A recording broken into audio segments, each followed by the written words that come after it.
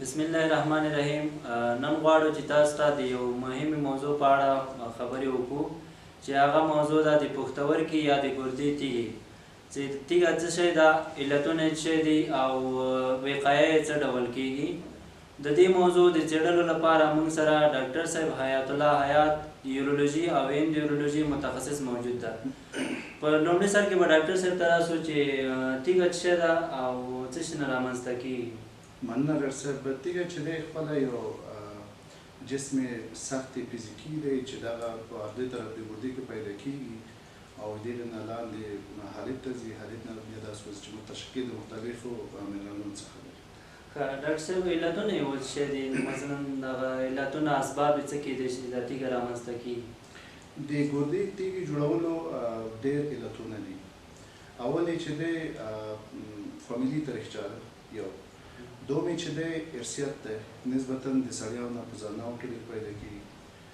دریم چې دی هغه کسان چې کار روزګار یې ګرمۍ سره ډېر زیات دي، خپیلا کوي هلته، نو په کپي شکل باندې هغه ادرار چې دی هغه نه جوړېږي، نو سبب د تیږې د جوړېدو کېږي. دا د درې. څلورم چې دی په شکل د نه کول یو منظم تمرین دی.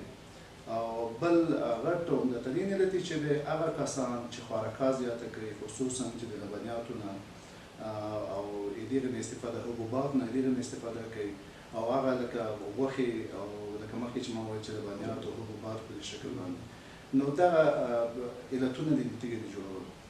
له دې نه اضافه نور علتونه هم کیدای شي ډاکټر صاحب؟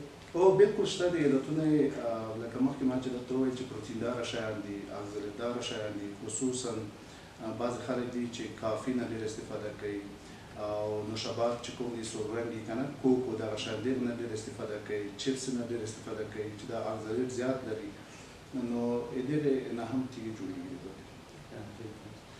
اراز والایم ډاکټر صاحب څنګه کولی شو چې اراز والایم څه ورکړي په میډیسن؟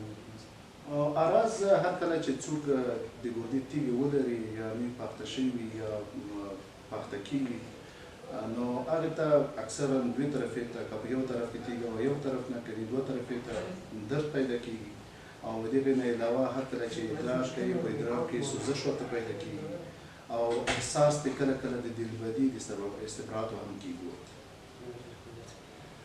راځو ډاکټر صاحب، اراز والایم خو مو ویلې، اوس د دې تشخیص په څه شي باندې کېږي؟ تشخیص چې دی تشخیص دپاره بهترینه معاینه چې ده او ارزانترینه معاینه چې ده معاینه تلویزیوني ده او الټراساوند چې موږ تاسو ورته وایو چې دا په هر ځای کې پیدا کېږي، لکه ښار کې پیدا کېږي کولی شو. او د دې نه علاوه اکسره ده چې اکسرې ورکوو او سیټي سکین ورکوو، په دغه شکل نور معاینات هم دي چې دغه معاینات کولی شي موږ تشخیص ته نږدې کړو د ګردې د تیږې. که تشخیص نه مخکې ډاکټر صاحب موږ مثلا یا تداوي چې شروع کول د دې نه مخکې مثلا یو کس په کورن کې څه کارونه باید وکړي چې د دې له تیږې پیدا کېدو نه مخنیوی وکړي یا وقایه؟ او ډېر ښه سوال دی پروفیسر محترم. ټول نه مهمه چې دی په ورځ کې د 3 نه تر 4 لیتره پورې باید مایعات واخلي، او بل په څنګ کې هر کله چې مایعات اخلي باید یو ورزش منظم باید ولري، یو ورزش منظم. د دې نه علاوه هغه شیان چې تیږې جوړوي لکه پروټینداره دي، کلشیمداره دي، بعض شیان لکه لبنیات، حبوبات او دغې بعضې خوراکه یې ډېر سره باید ګذاره وشي، یعنې په کمه طریقه باندې استعمال شي تر څو تیږه ورنه جوړه نه کړي.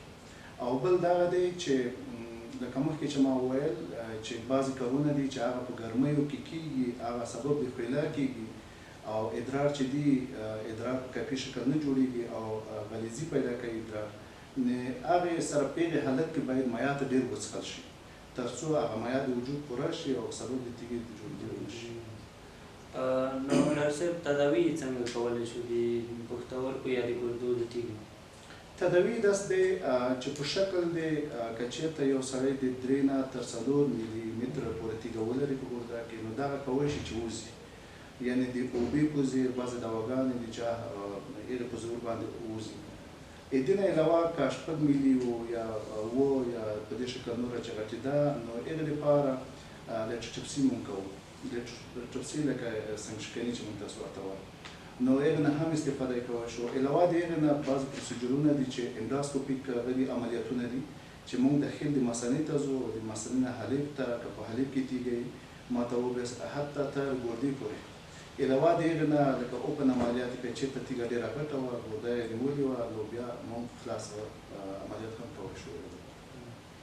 ډاکټر صاحب په آخر کې د هېوادوالو ته پیغام څه شی ده چې تر څو پورې د هغوی د پښتورګو یا د ګردو د تیږو مخنیوی وکړي؟ ما پیغام چې دی ټولو نه مهمه چې دی باید مایعات وڅښل شي په ورځ کې، یعنې د 3 نه تر 4 لیتره پورې مایعات وڅښل شي، او بل چې دی ورزش منظم باید وشي، او بل علاوه د دې نه هغه شیان چې تیږې جوړوي خصوصا لکه مخکې چې ما یادونې وکوله چې پروټینداره شیان لکه کلشیمداره شیان خوراکه د بعض شیان دې سره باید ګزاره وشي، یعنې کومه اندازه استفاده شي تر څو موږ په ګردې کې تیږې جوړې نه کړو.